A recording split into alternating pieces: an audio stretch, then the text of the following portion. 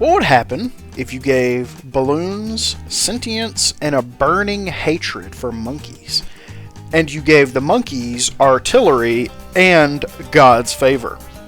Bloons Tower Defense 6 is here to answer that question and simulate these battles between rubber and apes.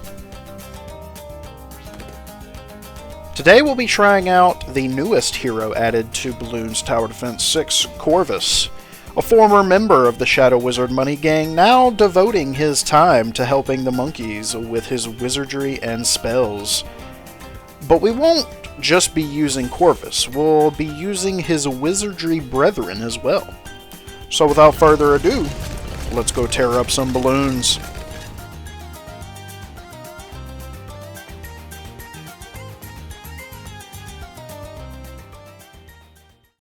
Starting off, I figured this would be a good map, very Shadow Wizard adjacent. Seeing as how we've only got wizards and magic at our disposal, naturally we're going to start with the Sharp Sticks character. We're going to stick with this ninja until we can get some money for Corvus, which is probably going to cost us some lives in leaking, but you know what, it'll be okay. And on round 4, just that happened. Mr. Ninja Blevins down there could not handle those last 2 reds, and we lost some lives. Speeding ahead to round 10, we finally got enough money to place down Corvus. Now this was my first time ever using this hero, so I had absolutely no idea what his deal was, so I just placed him in the center of the map. Turns out he has a spell book, which he can cast very useful spells. They cost mana, however, and the only way to get mana is for him to kill balloons. Now, I did not know this at the time, but Corvus has an attack himself and his spirit can attack. To get the mana, he has to attack. So, his placement is not the greatest, but he gets something later on that will help with that. Getting to see Corvus in action, you'll notice that his spirit does not have range. He can just kind of go wherever he wants to. This spirit made very quick work of the next few rounds, as he's quite strong, and as I said, he has no range. Coming up on round 13, I knew that camos and leads would be a problem eventually, so I decided to place down a wizard, which can deal with both of those given the correct pathing. Now on round 15, even though I couldn't use them yet because I had no mana, I decided to check out some of the spells in Corvus' spell book. As I was leveling him up, I was unlocking more of them, and to put it simply, they kind of just buff the spirit. There's things that can split him in half and make 2 of them. They can speed him up, can give him ranged attacks, and later on, you can get some spells that do some very, very big damage. Coming up on round 28, the first leads had appeared, but seeing as how I had a wizard at my disposal, they weren't really much of a challenge. You also notice that some druids have been placed. This is because we're playing on magic only, and they are going to be my only source of income. Now coming into round 37, Corvus unlocked his second ability, getting to level 7, and this is what I was talking about earlier. His Spirit Walk ability allows him to just go wherever he wants on the map. Obviously, this ability is extremely useful, especially considering my not-so-great placement at the very beginning, and this also allows me to get a lot more use out of his first ability, which just harvests balloons around him for mana. And as you can see, now we can start getting into some of the spell casting, like this one, Ember, which places fire on the ground. Very useful against leads, obviously. Well, the time has come. It's round 40, and the Moab is here.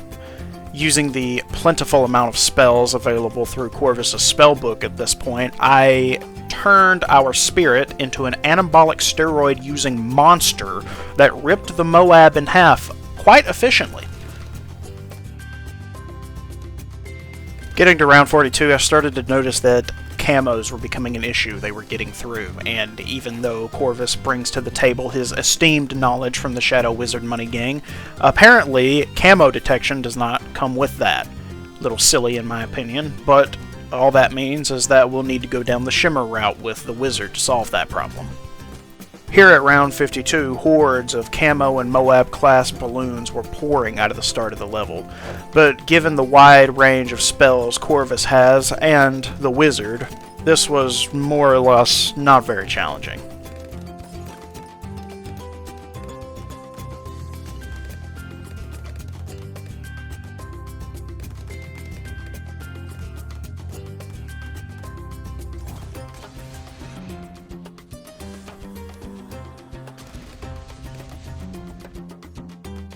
Round 60 is here, and that means the first BFB class of balloon.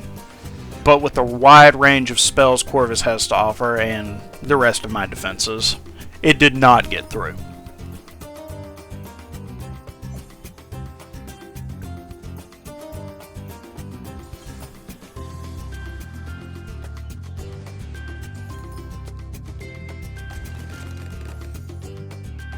Well, here we are, the infamous round 63, that has ended quite a few of my runs.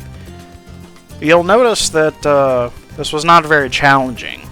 Corvus is quite the hero, very strong. It also helps that at this point I was becoming a little more accustomed to his spellcasting abilities, not necessarily what to use in what situation, but more so just spamming whatever I felt like.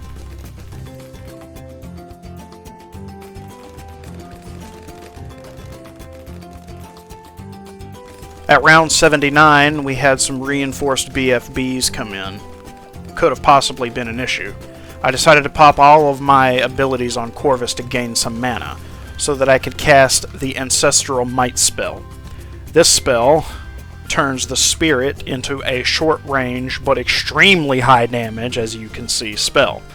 This more or less made quick work of the BFBs that they could reach. After that, it was time for the first ZOMG class balloon, in which I decided to just spam whatever spells I had available. Obviously, it didn't work out too well, but he didn't make it through, so it's fine.